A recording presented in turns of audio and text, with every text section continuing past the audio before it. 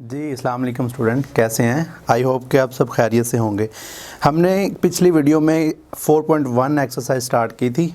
उसमें हमने total 3 question attempt किए थे, मतलब सॉल्व किए थे। तो अब हम करते हैं क्वेश्चन नंबर 4 स्टार्ट। उसमें देखते हैं उसमें क्या कह रहा है। A customer want to convert 150 American dollar into rupees. कह रहा है कि एक कस्टमर चाहता है कि 150 अमेरिकन डॉलर को पाकिस्तान रुपीज़ में कन्वर्ट करना चाह रहा है।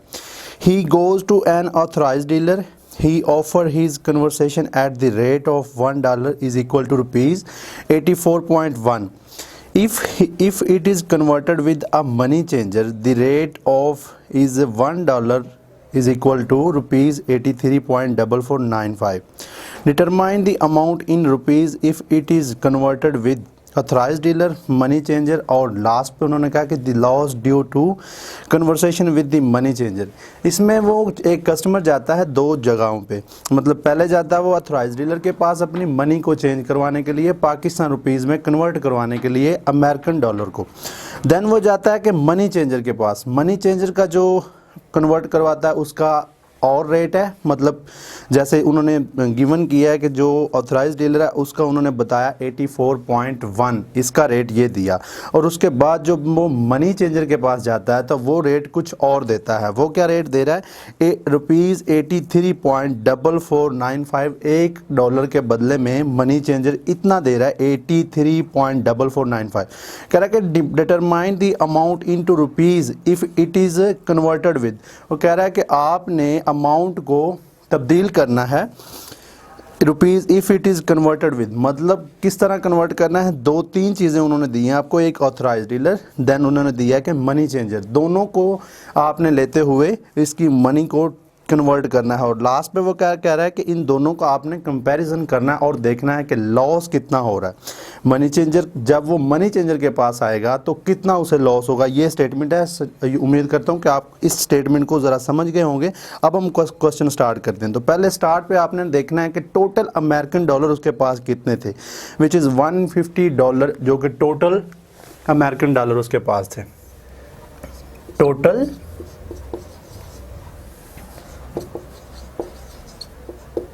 अमेरिकन डॉलर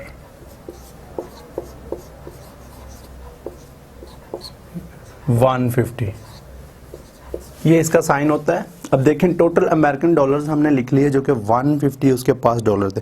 अब इसको उन्होंने कन्वर्ट, मतलब एक कस्टमर ने कन्वर्ट करवाना है। पहले वो ऑथराइज डीलर के पास जाएगा, तो पहले हम फिर फर्स्ट कंडीशन ही इसकी जो उन्होंने हमसे रिक्वायर किया है, पहले हम वो कंडीशन इसकी पूरी कर लेते हैं। तो फिर इधर आपने लिखना है authorise dealer, authorise dealer, authorise dealer है फर्स्ट जी, ऑथराइज डीलर।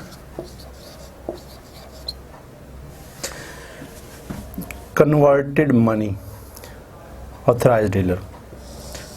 जब वो इसके पास जाता है ऑथराइज डीलर के पास, तो फिर क्या रेट मिल रहा है। पहले आपने टोटल अमाउंट लिखनी है, फिर उसका आपने ये पहले आप देखें कि ऑथराइज डीलर $1 के बदले में उसको कितने रुपीज़ दे रहा है। तो पहले फिर आप इधर लिख लें $1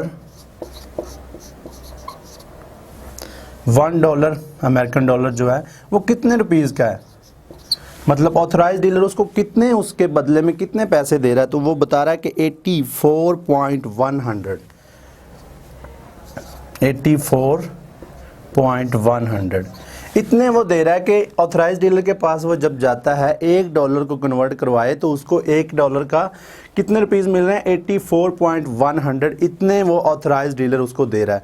तो अब उसने कितने कन्वर्ट करवाने हैं, 150, मतलब 150 अगर वो डॉलर कन्वर्ट करवाए थे तो फिर पाकिस्तान रुपीज़ कितने बन रहे हैं, यही हमने फाइंड करना है। अगर $150 फिर कितने के होंगे, $150। तो बहुत ही सिंपल है, आपने 150 डॉलर्स को मल्टीप्लाई करना है। जब ये एक चीज़ $1 की कीमत आई है 84.100, जब आप 150 को इसके साथ मल्टीप्लाई करेंगे तो आपके पास $150 की अमाउंट आ जाएगी। 150 मल्टीप्लाई बाय 84.100, तो इस जब आप मल्टीप्लाई करेंगे तो आपके पास इसकी टोटल वैल्यू आ जाएगी जो कि ऑथराइज डीलर से उसको मिल रही है। तो फिर बाय कैलकुलेटर करें 150 मल्टीप्लाई बाय 84.100, तो ये आ रहा है 12,600 ये इसकी वैल्यू आ रही है टोटल $150 की। 12,615 दोबारा से कर लें, $150 जो कि 150 ही दिए थे, मल्टीप्लाई बाय 84.100 12,615 इसका आंसर आ रहा है। 12,615 जो कि रुपीज़ में आ गए। ये रुपीज़ में हमने कन्वर्ट किया पाकिस्तान रुपीज़ में। तो अब दूसरी कंडीशन उसके पास क्या थी, हमारे पास दूसरी कंडीशन वो कह रहा है कि अगर मनी चेंजर के पास वो जाए तो फिर उसको $1 के बदले में $1 के बदले में मनी चेंजर उसको कितने रुपीज़ दे रहा है। तो फिर हम उसका रेट देख लेते हैं। उसका रेट है $1 का 83.4495। तो ये हमने ऑथराइज डीलर का निकाला। अब हम निकालते हैं मनी चेंजर का।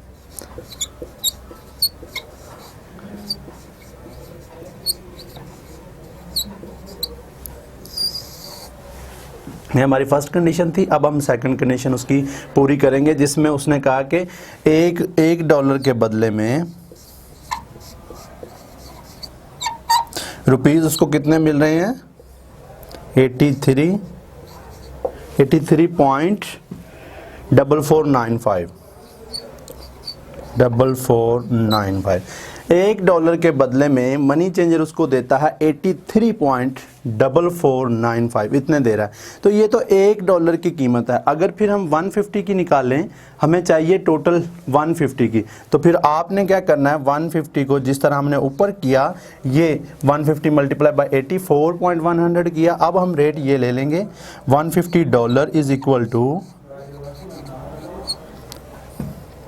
150 मल्टीप्लाई बाय ये रेट जो अभी मनी चेंजर का रेट है 83.4495।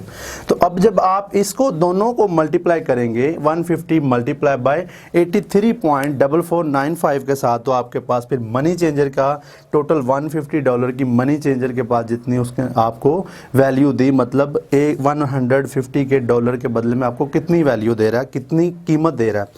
150 मल्टीप्लाई बाय 83.4495, तो ये आपको दे रहा है 12,517.425।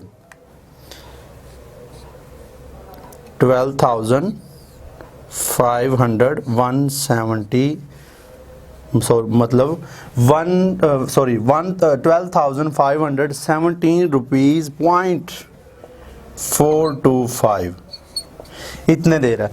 अब ये देखें, हमने पहले तो ये निकाला था, ये वैल्यू निकाली जो कि ऑथराइज डीलर की थी। अब हमने निकाली मनी चेंजर की वैल्यू जो कि मनी चेंजर, मगर $150 मनी चेंजर से वो चेंज करवाए तो कितने रुपीज़ मिल रहे हैं, 12,517.425 उसको मिल रहे हैं। तो लास्ट पे उसने हमें क्या कहा था कि the loss due to conversation with the money changer. अब लॉस आपने निकालना है, आपने ऑथराइज्ड में से, ऑथराइज्ड डीलर की वैल्यू में से मनी चेंजर वैल्यू लेस करेंगे तो आपके पास सिंपली लॉस आ जाएगा। तो अब हमने निकालना है लास्ट उसकी जो third, the loss due to conversation with the money changer. The loss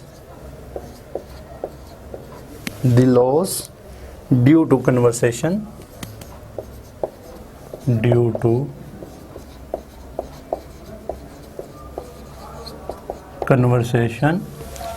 with the money changer, ये उसकी लास्ट रिक्वायरमेंट है, विद द मनी चेंजर।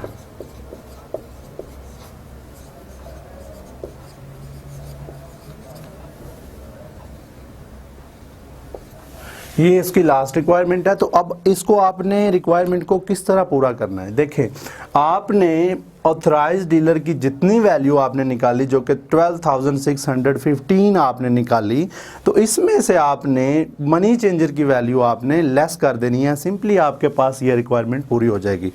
तो फिर लॉस निकालने का बहुत ही simple formula, loss is equal to authorised dealer value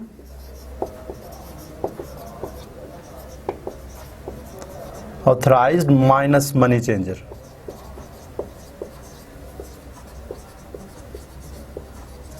तो फिर आपको लॉस चाहिए, तो लॉस में ऑथराइज्ड आपने कितना निकाला था, ऑथराइज्ड डीलर की सूरत में आपने 12,615 माइनस 12,517.425। अब आपने इन दोनों में से कंपैरिजन करके लिखना है कितनी वैल्यू आ रही है, जो कि 12,615 माइनस 12,615 माइनस 12,517.425। तो ये आपके पास आंसर क्या आएगा, 97.575 97.575। तो अगर आप इस वैल्यू को, आपका आंसर जो एक्यूरेट है वो यही है। अगर आप इसको, इसी आंसर को राउंडिंग ऑफ करके लिखें तो आप ये 97 की बजाय आप 98 लिख सकते हैं। वो राउंडिंग ऑफ आपने पीछे फॉर्मूला समझा था। अगर ये 5 या फिर मोर देन 5 हो तो आप एक डिजिट इससे इंक्रीज कर लेते हैं, तो फिर आंसर ये भी आपका हो सकता है 98, या फिर इन दोनों में से आप जो भी आंसर लिखें, राउंडिंग ऑफ ना भी करें तो आपका आंसर ये ठीक है। अगर आप राउंडिंग ऑफ फॉर्मूला करने के बाद भी लिखें तो 98 आपका आंसर आता। तो ये क्वेश्चन नंबर 4 था। That's it.